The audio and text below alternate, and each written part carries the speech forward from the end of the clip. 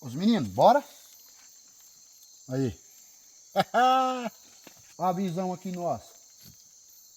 Cê tá doido, bora, bora. Rapaz, pensa numa carninha de porco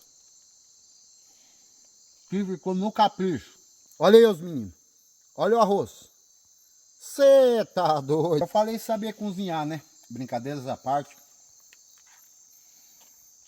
Mas daqui a pouquinho vou estar armando a rede aqui, os meninos, para nós tirar aquela soneca para amanhã cedo.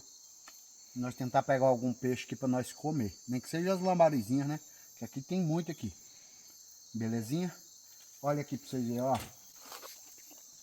Olha aí que trem top, os meninos. Você tá doido, cara. Experiência nova para mim isso aqui, hein? Nosso Deus. Mas tamo junto. Deus no comando sempre.